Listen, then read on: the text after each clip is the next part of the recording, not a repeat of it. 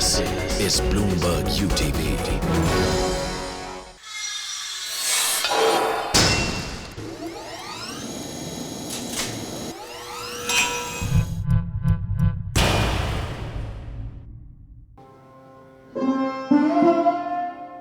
Amaan and Ayaan Ali Khan carry on their young shoulders 4 generations of a musical legacy that invented the Sarod. Sons of the legendary Ustad Amjad Ali Khan, one of India's greatest musicians ever, they've given themselves the task of making Indian classical music accessible to a whole new generation. Part of the effort is this book that traces the work of 50 maestros. Today the brothers sit down with me to speak about carrying the strains of the Sarod into the future. Welcome, gentlemen, to Talk Back. Thank you. I want to begin by asking you, when you really carry a musical legacy like this, what does it really say to you? It's quite heavy. The responsibility is heavy because you are expected to be better, good, if not better.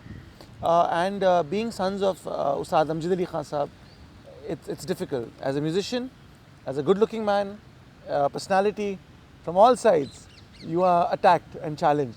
But it's an honor. End of the day, I always say it's an honor to be born in such a family where you're with the best. You're being compared to the best, which is a good thing for any young musician. And we were just working hard and trying to live up to the expectations.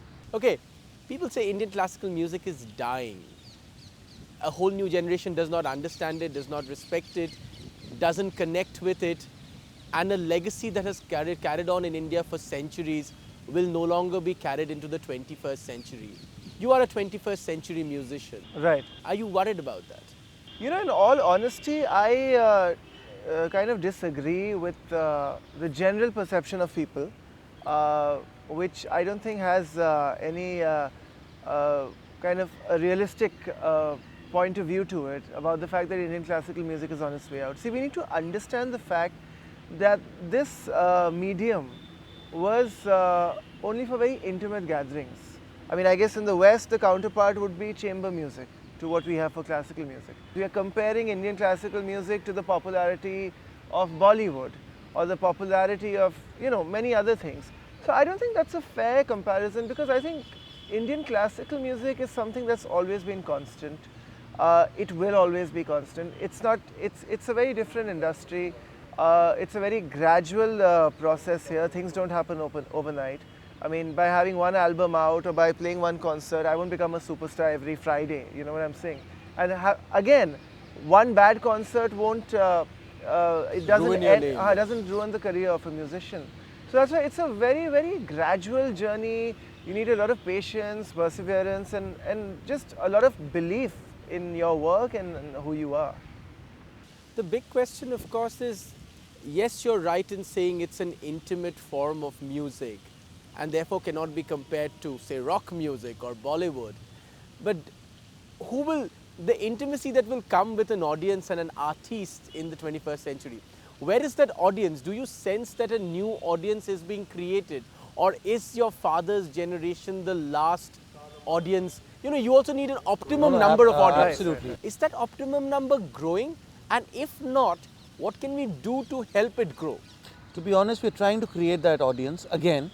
I think that the same challenge was my father faced the same challenge. Right. I think it's up to the musicians to do that. It's just the luck part that comes in, that sometimes people can connect with you and sometimes people cannot connect with you. In Sarod, you have 50,000 Sarod players. Sitar, you have 50,000 sitar players. Tabla, santoor, flute. But you only remember a few names. And also, I think that in no way are the numbers shrinking. I mean, it's growing. It's growing, intensely growing.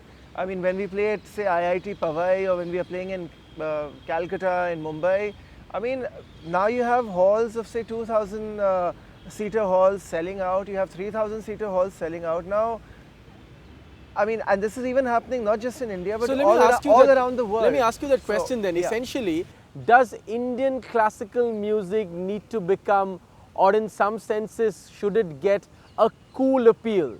Because at the end of the day, that's what we used to say about Anushka Shankar, right? In some senses, she rediscovered, for a whole new generation, the craft of her legendary father. So when people say cool, is that what they're trying to say? A young man of their generation wearing jeans and a sweatshirt, rather than a man of their father's generation wearing kurta pajamas. It doesn't come down to as basic thing as that. See, physical appearance comes much later. Yeah. Eventually, the first and foremost thing is what you deliver on stage. I think eventually music speaks for itself and everything else follows. But the point is that every generation needs a role model. My father's generation, I think my father and all his contemporaries are pretty much the pillars who have shaped the classical music industry to what it is today. And actually, I'm sorry to interrupt, but actually, your father was very cool for his generation. He was. I mean, he used to change. Very good-looking man. A very good-looking man too, of course. He used to change his kurta yes. Post-intermission sometimes. That's right, yes. And people used to criticize him that, what's this exhibition of clothes? Yeah. But his take was, and why is visual appeal not important for a classical right, musician? yes. Why should a classical musician look frustrated? Yeah. Why should he not shave? Why should he wear a phatava kurta? Correct. You don't become a better musician. Yeah. But as you said about that whole thing of people Of access point. you have to be approachable. To understand the genius of your father, not everybody understands music No, to no, that level. right. Sitting with you here, you would find it slightly more difficult to open up with us if I was completely quiet, wearing kurta pajama and just staring at you. The fact is that, like what the industry is today, I mean, even the classical music industry over the period of time has developed by leaps and bounds. It is a very big parallel industry to the Right. world which coexists with the real world. Yeah. But having said that, I think a lot has been done.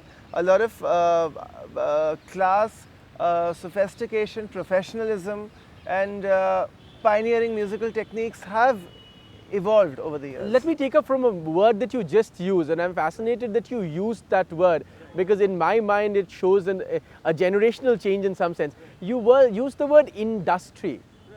Most likely in the past, people of your father's generation would not use the word industry, but in some senses, we don't think of industry as a bad word, do we? No. We think of industry as something industrious, Very much of so. building something, Because of creating something. Because it's grown. Answering your first question about Yeah. music, the money is big. Yeah. You have corporates coming in. Yeah. You have festivals happening, the normal.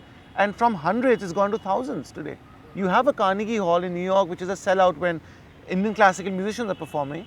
You have a Science City in Calcutta or a Nehru Center or a NCP in Mumbai or a Music Academy in Chennai. Right. Everywhere, yeah. It's selling. Powai has 7,000, 8,000 kids listening to classical music. I mean, our interactions with students in all the IITs, all the IIMs, I mean, honestly, that's why to answer your question about the future of classical music, my brother and I, touchwood, perhaps we have been fortunate. I cannot complain because I've just seen a lot of youth at all our concerts. But yes, classical music has become filtered. It's filtered. Yeah. Instead of hundreds, you have few playing, but they are playing quite a lot. You're saying that the way Indian classical music works today, it's a bit like an industry. It Very is. much so. From at a time of patronage from the royals to at your father's Yeah, time patronage absolutely. from the government to corporate support. Is Right, that the right. trajectory? Well, I think it's going in the right way, and I think It should have been like this always. But something actually. we all, as a country, overlook is the fact that I think classical music was the first industry Sure, to put India in the world map. sure. I mean, now the developments which are happening in Bollywood about, doctorates, about knighthoods, Yeah. about Oscars. All this happened with music. It's Yeah. happened with music in the 60s. I mean, Right. the Grammys, I mean, they Yeah, started way back in absolutely. the 60s. Yeah. I mean, Indian classical musicians were dining and wining with, The royalties and- royalties overseas, meeting presidents of the United States. All that was happening from that time. If you were to comb your hair before you go on stage, trust me, it'll be a negative. For some reason, a bunch of very respected people, I mean, I don't know why, they have given this message out that being an Indian classical musician, you should look In a particular untidy, way. you should be lost